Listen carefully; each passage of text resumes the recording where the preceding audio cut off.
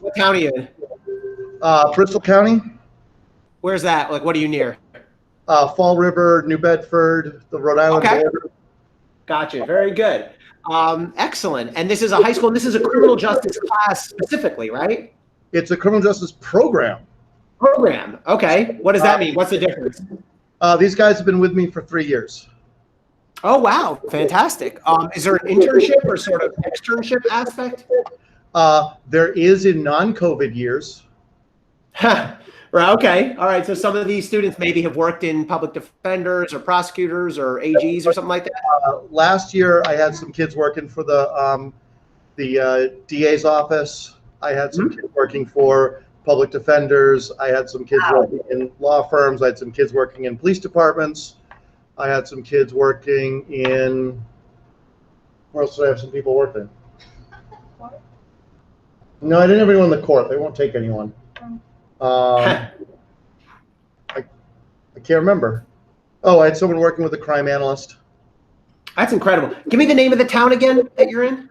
Attleboro, Attle. Attleboro. I got you. Yeah. Sorry, I didn't hear that right. I got you. Is that on the T? Does the T reach Attleboro? It does. I was gonna say, I feel like when you look at the outer reaches of the map there.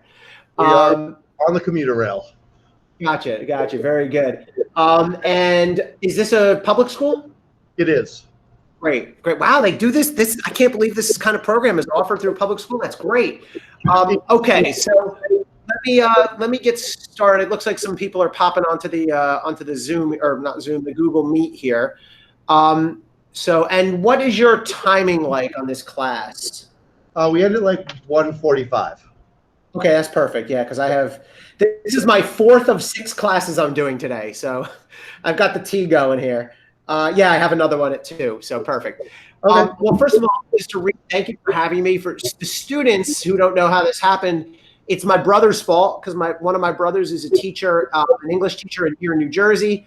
He said, this week it's kind of the students are kind of thinking about Christmas and we're just trying to get through it. He said, would you mind talking to my students just to change it up? I said, that sounds fun. And then I sent a genius tweet where I said, hey, teachers of the world, if you'd like a substitute teacher, someone who can talk a little bit about the legal profession or whatever, drop me a DM. And now I did 6 classes yesterday. I'm doing 6 today. I have a whole bunch more tomorrow. So, but it's really been fun. So I figure I'll spend about 5-10 minutes talking about my background, my career, and then I'll take whatever questions you have. My only deal with questions is I promise to answer everything you ask honestly. It can be about CNN, it can be about being a prosecutor, but you have to ask good questions. So that's the deal. Be thoughtful, be aggressive, ask whatever's on your mind. So first of all, I asked if there's a public school because I'm a product of public schools in New Jersey. I grew up in South Jersey, and I went K through 12 public. I went to Rutgers University, which is our state university in New Jersey, like equivalent to UMass for you all, which was also a public school. And then I went to Harvard Law School. So that's how I know a little bit about Massachusetts geography in the T, not far from Attleboro, where you all are now. One thing I want to stress to you right away is I had you all are way more focused than I was. I was not focused on criminal justice. The idea of doing an internship or having any kind of real life responsibility at your age was completely foreign to me. So you are already way ahead of what this, someone who became a longtime prosecutor was doing when I was your age. So that's a good thing. This program is remarkable. Things started to come into focus for me a bit while I was at college, while I was an undergrad. That's when I started doing things like what you're doing now. My either sophomore or junior year, I did an internship with the Middlesex County, I know there's Middlesex County, Massachusetts, Middlesex County, New Jersey Public Defender's Office. And I was going into jails. I was meeting with our clients, watching trials in court. I was doing the things interns do. I was making photocopies and collating and binders and all that. But it really lit me up. I thought, wow, what job could be more interesting and important and exciting than this? And at the time, it was representing indigent poor defendants. When I was at Harvard, I did Harvard Defenders, where we would get assigned our own cases, poor people, very low level. Actually, you guys probably know about this. There's a very low level type of crime where you have to get a show cause hearing first. I don't know if any of y'all have seen this, where a judge or some sort of like magistrate judge has to find there's at least enough proof to move this case into the real system. So we would defend clients. I had cases in courts in Dorchester and South Boston, and I can't remember all the different places. But again, I found that fascinating and challenging and sort of riveting. And so when I graduated law school in the year 2000, I went to work at a law firm for 3 years. And when I was at my firm, it's a big DC firm, sort of a fancy firm. They let me do pro bono work, meaning, you all know what that is, but free, work for poor clients for free. And I asked to work on a death penalty case because we had a lot of death penalty cases. And I got assigned to one in Florida where the defendant had been convicted years before of murder. Our client was a young black man who had been pulled over by a much larger white police officer in outside of Miami. And the police officer ended up getting our client in a chokehold. And our client, admittedly, by his own admission, managed to get the police officer's gun off his belt and kill the police officer. Horrible, horrible circumstance, horrible, horrible activity there. He was then tried in what I believe was a very unconstitutional way. He had a lawyer, a court-appointed lawyer, who was so bad that he fell below. You are entitled to a lawyer, as you all know. You have the right to remain silent. You have the right to a lawyer. But you also have the right to an attorney who's at least minimally competent. And we argued to the court he did not have that. And eventually the Florida Supreme Court agreed with us and undid his death sentence. And he instead pled to a still very serious crime. He's doing 25 years, but he at least won't be killed now, and he has a chance to get out when he's an old man. So that further interested me in criminal justice.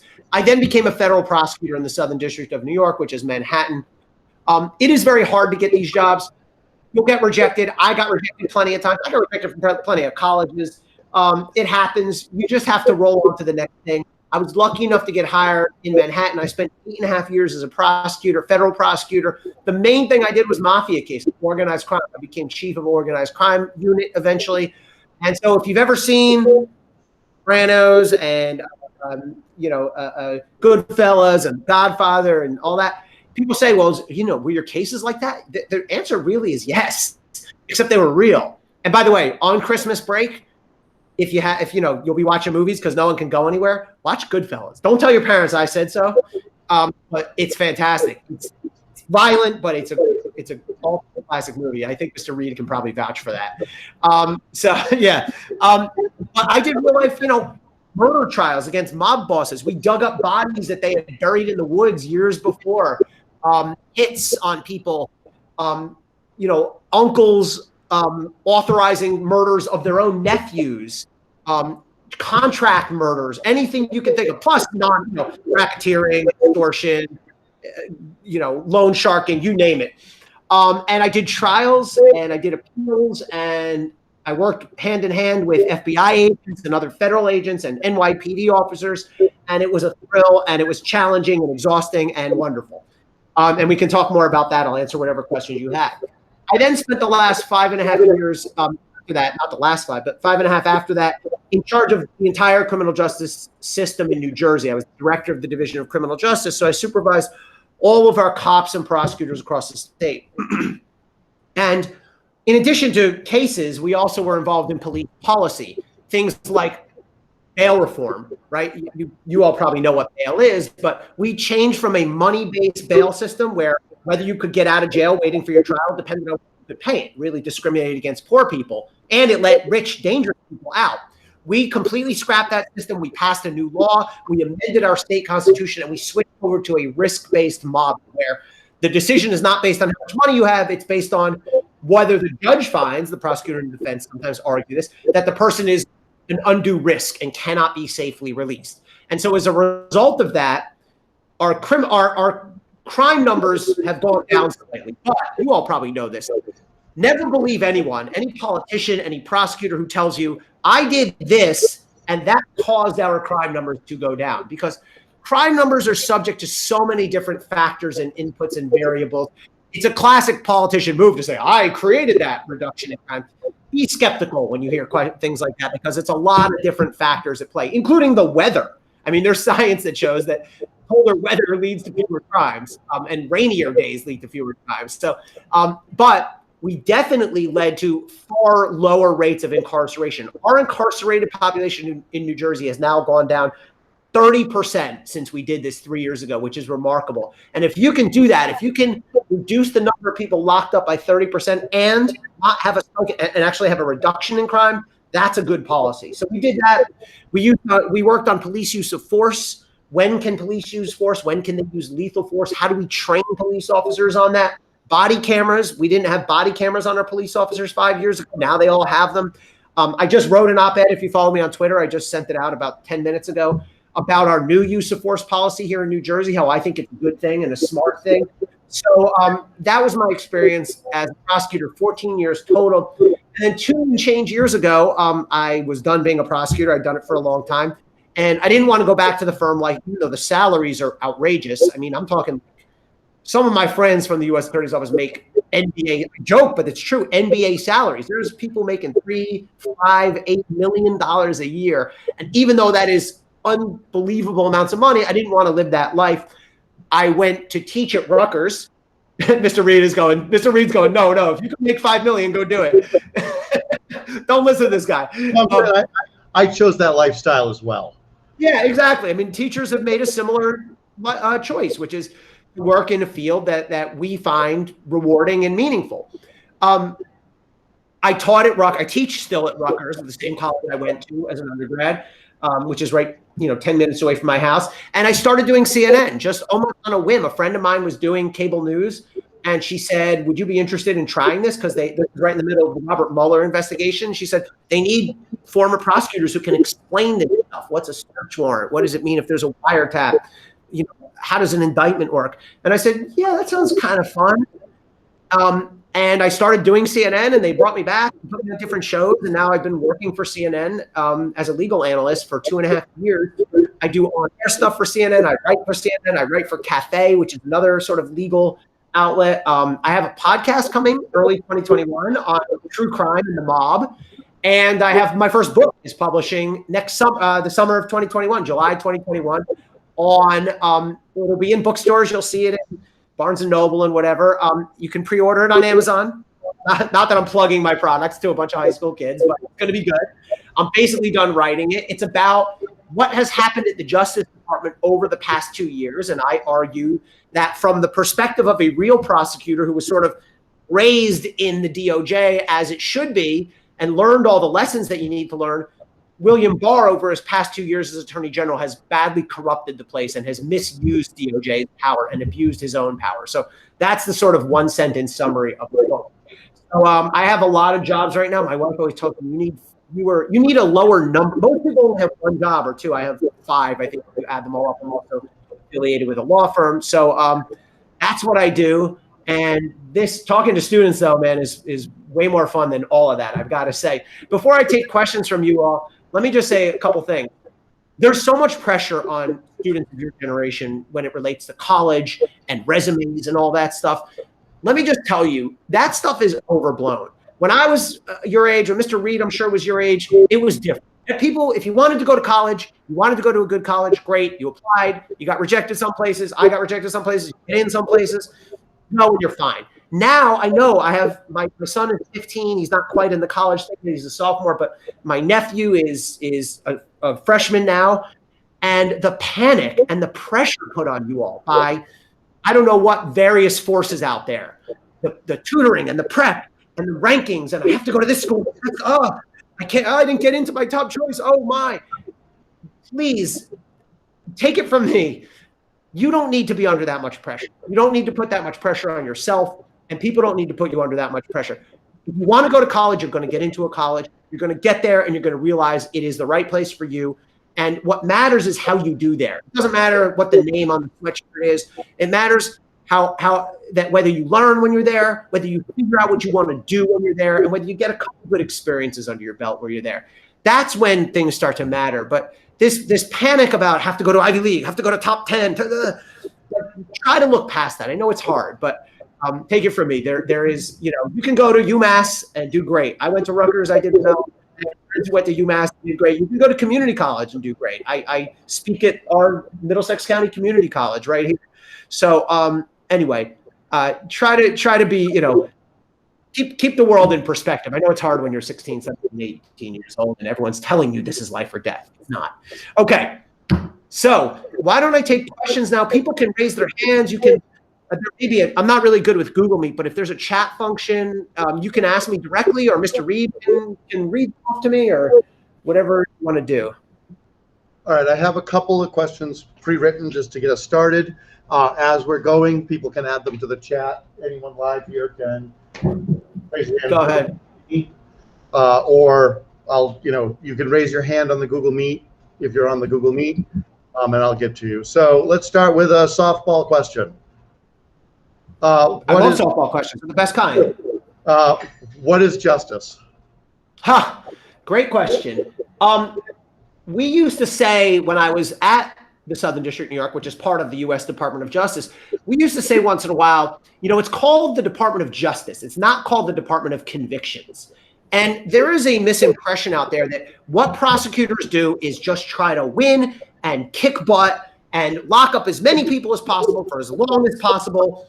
And that's what we do. That is not what prosecutors really do. That's a great part of the job. One of the most important things that you have as a prosecutor is your discretion, meaning you are allowed, and I talk about this in the book, you should, hold on one sec. I want to Ashley, is there some way to record these questions? It just Ashley Cardenas, I think, just posted a question and then it disappeared.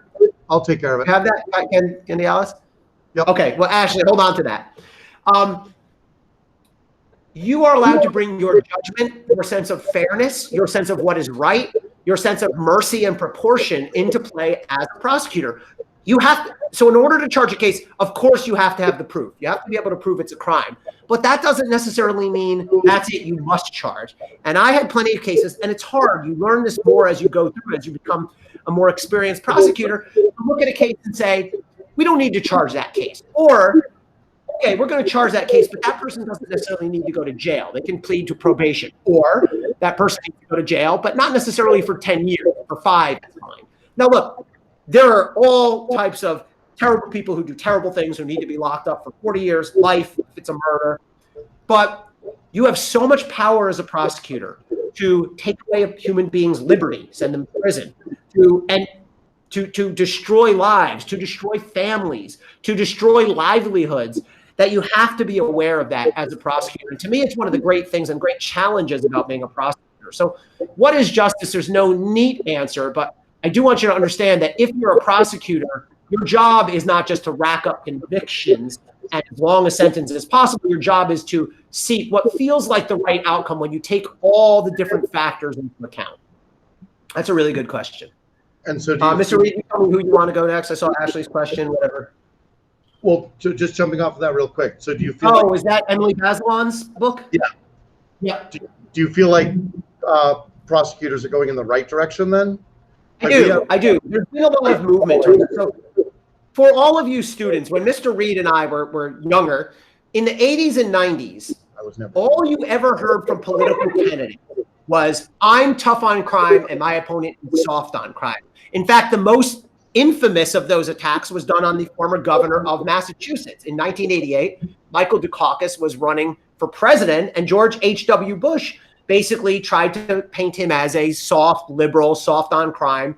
And he used some racial, signifiers, that racist signifiers there. There's an infamous ad, the Willie Horton ad, where George H.W. Bush ran this campaign where they used an ad of a black man who had been released on a Massachusetts furlough program and then committed a horrible murder. And they, tried to, it sounded a lot of whistles, a lot of dog whistles, as we say, against Michael Dukakis. But throughout the 80s and 90s, it was who can be harder on crime. And as a result of that, the criminal laws just got tougher and tougher and tougher, and the sentences went up and up and up, and more things became criminalized.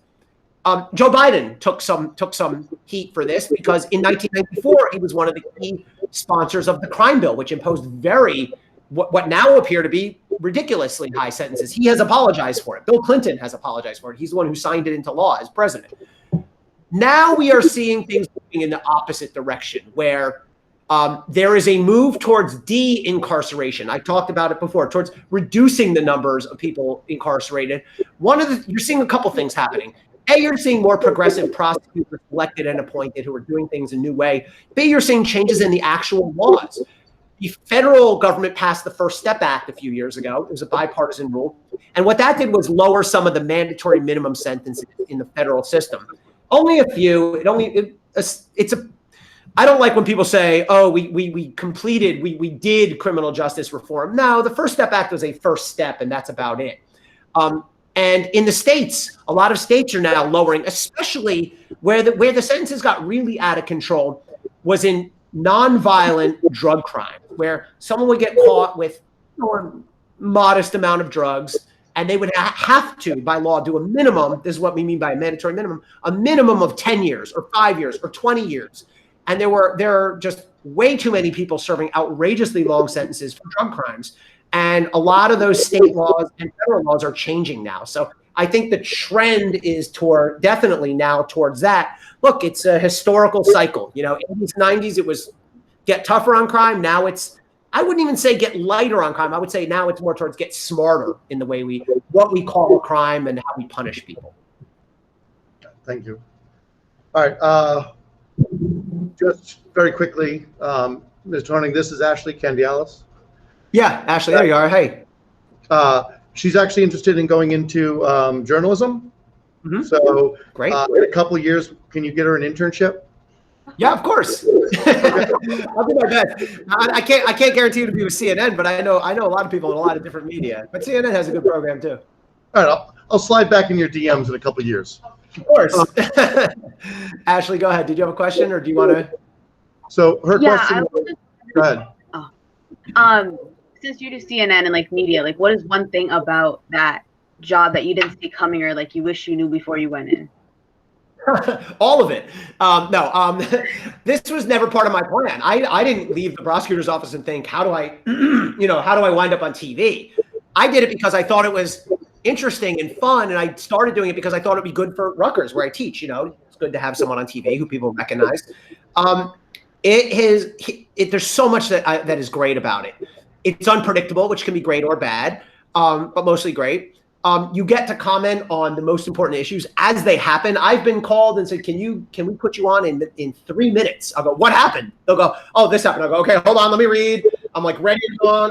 Okay, I got it. It's actually very similar to trial skills. I spent years doing trials, and you have to be able to think on your feet and absorb information quickly, and then explain it to people in a way that is intelligent and accurate, but also accessible. I don't like when people use extensive legalese and, the quid pro quo of the certiorari and the ipso facto. No one's going to follow that. I like to try to talk to people like I'm talking to you all, like intelligent, interested people who are not necessarily lawyers or experts in the field. What was unexpected? To some extent, in a good way, this is a good way, you can make your own way in the media. One of the ways I've sort of made my way at CNN is I write for the network. Nobody likes to write, right? It's easier to just go on air and talk. It doesn't take as much work.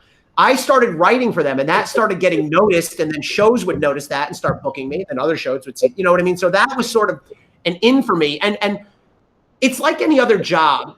You can, if you want, sort of take the easy way. But I am always very careful about preparing, making sure I'm ready to go on, and working with producers to make sure we have a good idea. For example, I have a segment tomorrow. They ask, can you do something in the 2 or 3 o'clock hour about about Bill Barr's term at DOJ?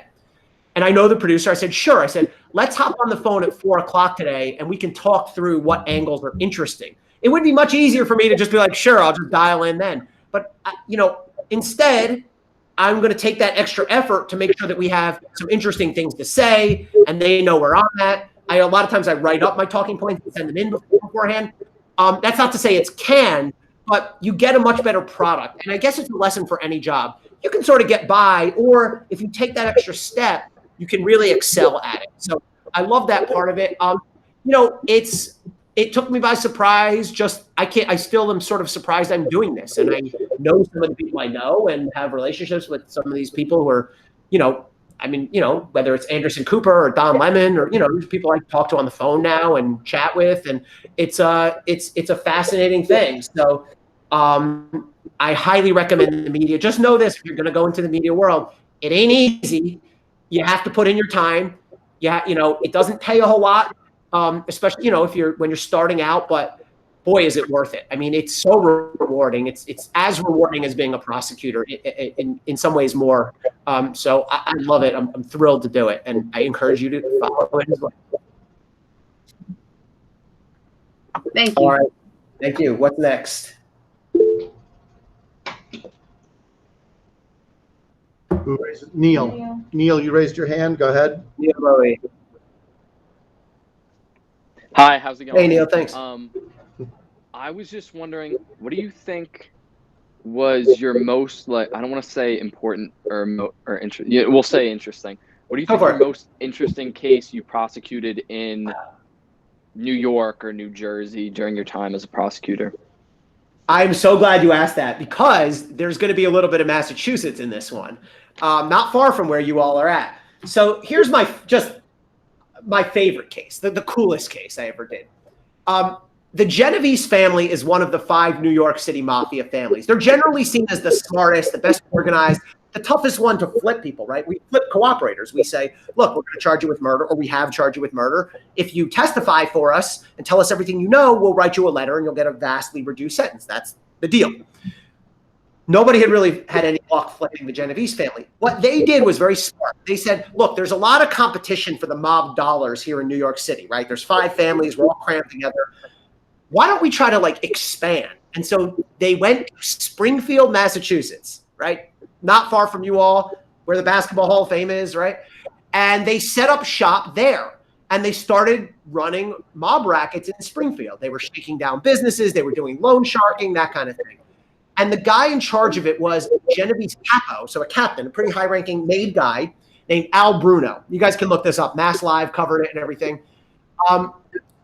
Al Bruno, they realized, was skimming money from them. So he was supposed to be sending whatever percentage of what he made down to New York City. Surprise, surprise, they're mobsters. They don't always follow the rules. They realized he was pocketing some of it, and so they put a hit on Al Bruno. And so Al Bruno had a social club. I think it was called the Mount Social Club in the middle of Springfield. They had a guy waiting for him, and Al Bruno walked out the parking lot. The guy, Frankie Roach, jumped out, shot Al Bruno, ran up to him, emptied a clip into him, killed him right there on the street. Okay.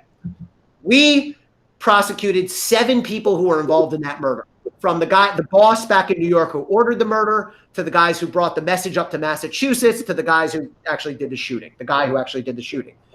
And we got one of them to flip. And he said, yep, we all, all the guys you charged in the Al Bruno murder, yeah, we were all in on that. And he goes, we also killed a guy named Gary Westerman. And I said, all right, I don't know who that is. But our agents, or Massachusetts-based FBI agents, said, Gary Westerman's been missing for 7 years. No one knows where he's at. No one knows what happened to him.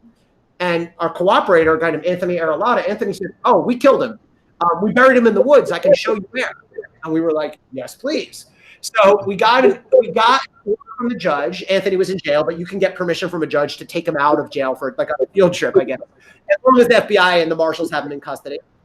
And Anthony said, we buried him in Agawam, Massachusetts, which is the next town over. I guess if you guys have been to Six Flags, right? Six Flags is in Agawam. So a couple miles away from Six Flags, Anthony takes FBI agents into the woods. The plan was, the guy they killed was a bad guy too. And they said, we're going to rob this marijuana dealer. We're going to rob his home. And what we're going to do is we're going to go in through the woods behind his house, break in the rear, take his marijuana, take his money, whatever, and then get out. But really what they were doing was luring Westerman into the woods because they believed he was talking to the cops, and they lured him into the woods. These guys who were his best friends turn their guns on him. They shoot him. They kill him, bury him, cover it over. 7 years later, nobody knew what happened to the guy. I mean, people suspected he was killed and gone because he was disappeared, but his family didn't know. It was a mystery. And Anthony said, I'll show you where we buried him. And so Anthony took the FBI agents out into the woods, and they did a dig. And the way the FBI does a dig like that is they get like heavy equipment, basically, like a backhoe, and they skim off a couple-inch layer of dirt at a time. I should say, when Anthony said dig here, the agents immediately said, well, there's shell casings all over the place. It's a good sign, right?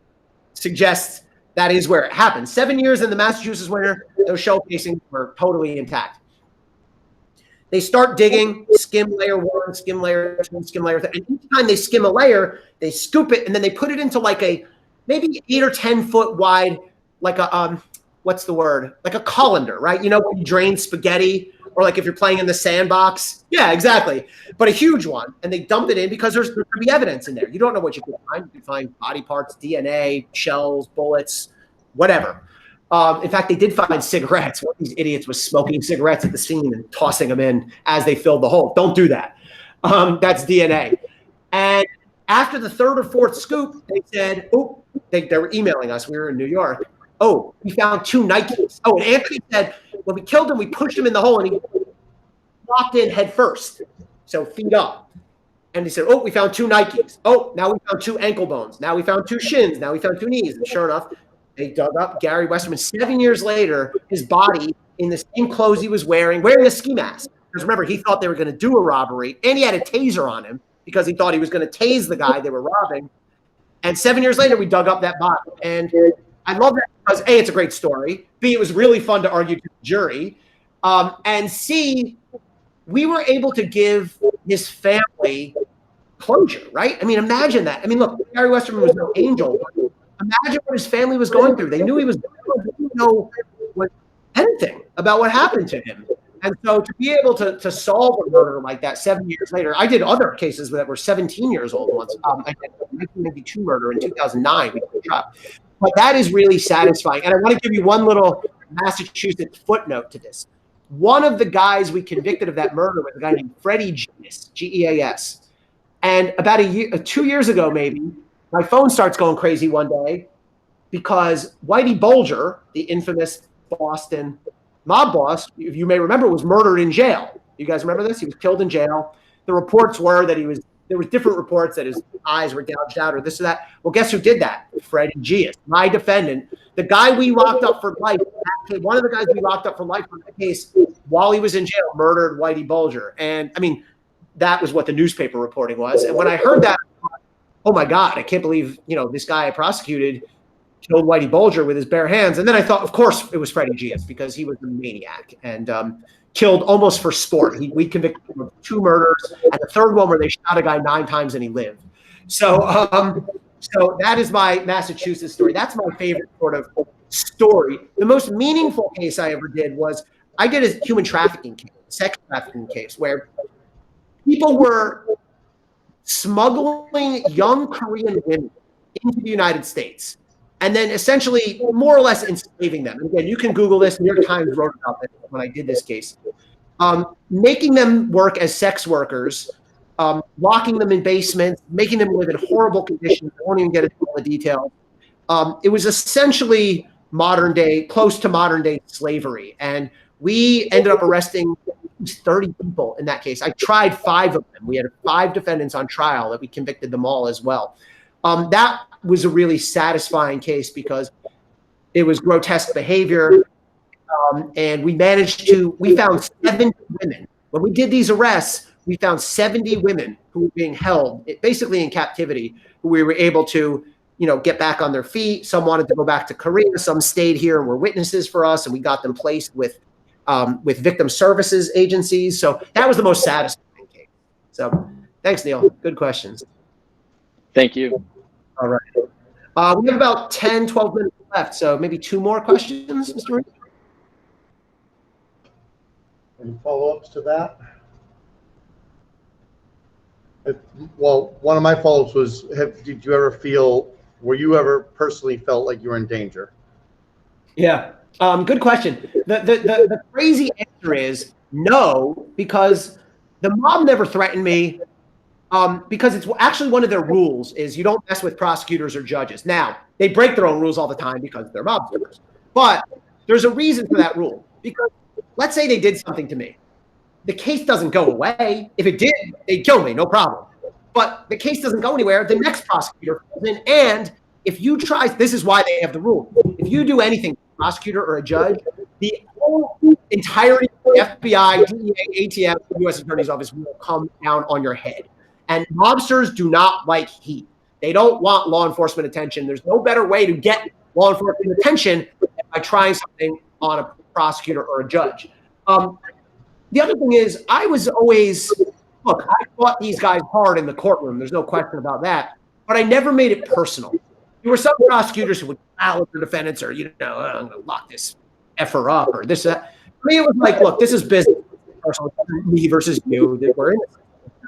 And I think that may have helped. But the crazy thing is, ever since I started doing CNN, I get threatened all the time. I mean, a lot of it's nonsense, but people don't like what you say, whether it's politically driven or they don't like what you're saying or they think you're being political.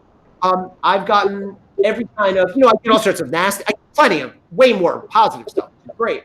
But, pretty much anytime you're on air, someone's going to say, screw you, and I hope bad things happen to you. I've gotten, I'll kill you, I'll put a bullet in your head, that kind of thing. I mean, CNN has a really good security staff, and you report it to them. They're all former cops and all that. But I guess it does say something, probably not a great thing about that I get a lot more hate mail and threats from being on TV than from doing mob prosecutions. So you can draw whatever conclusions. Look, it's natural. I mean, if you're on TV, 1 million, 2 million people see you. So if one of them's a loony, that's what happens. I have thick skin, though. It doesn't bother me. I get used to it. So it's part of the game. Look, if you're going to put yourself on TV, you don't get to complain when people say things to you. That's what you do.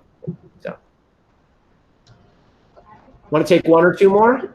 Jess has a question. Go ahead, Jess. Do you feel that as somebody that is like on CNN, do you feel like you almost have like an impact on society with what you say? Like, do you feel like you can make movements? Mr. Reed, I think I heard if somebody who's on CNN, do you have an impact on society? I couldn't hear the end of it.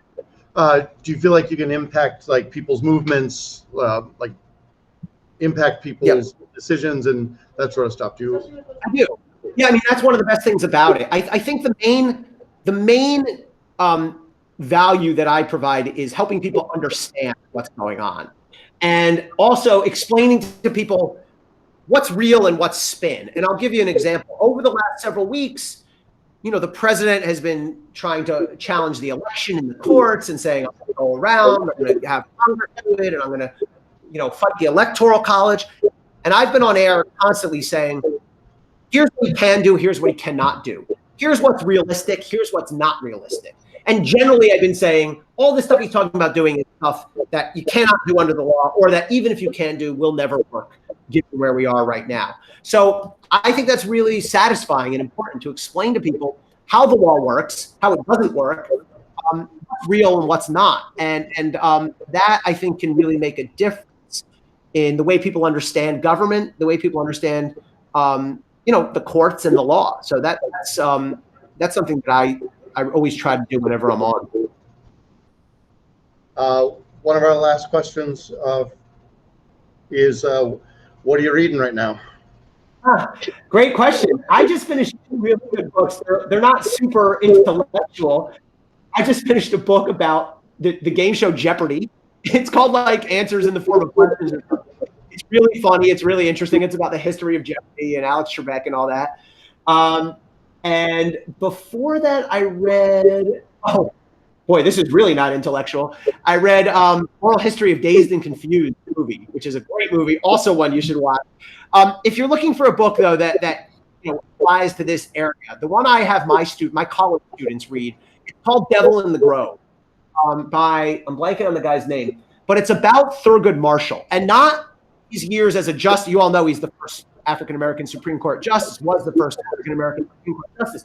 But it's not about that. It's about his career before that, when he was a defense lawyer, going through the South, defending people who had been accused and were facing potential death penalty. And himself, he almost ended up getting lynched by a crowd in the Deep South. And the bravery of him going into these hostile areas and going into these hostile courtrooms and fighting for justice, and sometimes he succeeded and sometimes he didn't, is, if you've ever read To Kill a Mockingbird, this is the real life, the nonfiction version of that. So it's called Devil in the Grove. I want to say it's like Gilbert King. Gilbert King is the author. That is a wonderful book, and it focuses on one particular case that will shock you. It's from the 50s or 60s. Will shock you, will make you question everything you know about the criminal justice system. And it's a good read. It's not a boring, dry read. It's a great story. I'm actually surprised someone hasn't made it into a movie yet. And it's an important part of our history that I think is important to do. So that's a good question. I'm reading a book about Thurgood Marshall now, and I can't remember the name of it, but that's not it. Okay. Well, I'm sure there's great books that have been written about his time as a justice, but what I love about this is it's kind of a prequel, right? It's kind of like what came before that, and sort of has made him such an important historical figure in our country. So, well, thank you for having me. It's really fun. So I miss my Massachusetts days. I was actually going to take my son to Boston over last spring break, right before this all hit. We were going to go to Fenway and all this. Sorry about the Patriots season. They'll be back at some point. Don't worry. I'm old. I'm used to it. Listen, these kids haven't ever been alive for a losing Patriots season before. Correct. They need it. Every other year. You guys are spoiled. I'm an Eagles fan. We got our one against the Patriots, so that made it all better. Mr. Reed, hang on. I'm going to take a picture just of you, Mr. Reed, because I've been posting these on Twitter. I'm on Twitter, Ellie Honig, ELIEHONIG. If you want to follow me or see what I'm posting or whatever like that. And I'm on. I have DMs. I do check my DMs. So hang on one second. Okay. So anyway, thank you for having me. Have a great Christmas. If you don't celebrate, have a great holiday season and a wonderful New Year. I didn't get to ask you whether Bill Barr was a great attorney general or the greatest. Little low. I rank him a little below that. Little below. All right. Well, we don't have time for that conversation right now.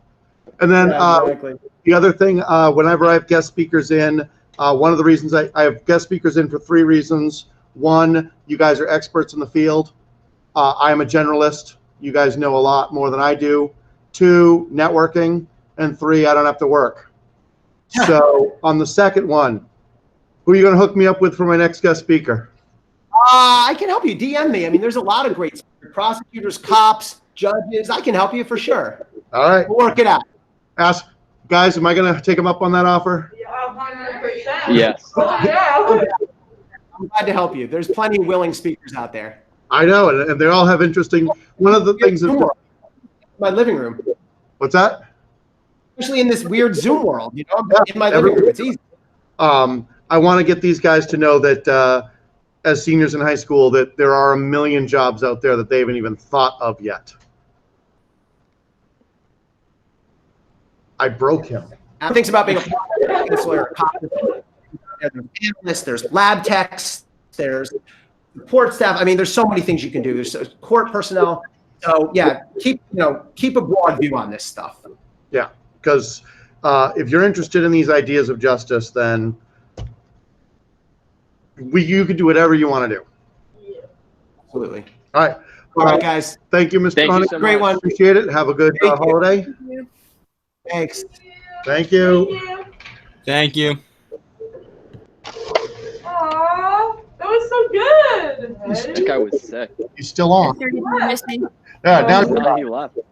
Hey guys, Do you miss me, Megan? What's up, Megan? what's up, Mia? Hey. I liked him. That's really nice. He wouldn't Thought shut he was up. sick. You're talking over you. Yeah, that's fine. This is his No, 6th you, hour doing you this. guys were like battling. He had places to be. He did have places to be. He probably had to pee. Who's got 2 more hours worth at 2 o'clock on a Tuesday?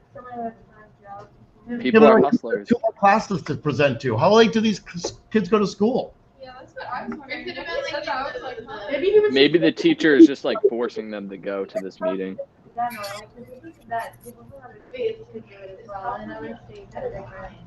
Yeah, I mean, he could be. Yeah, that's right. He could be like West Coast. Oh, that's true. He said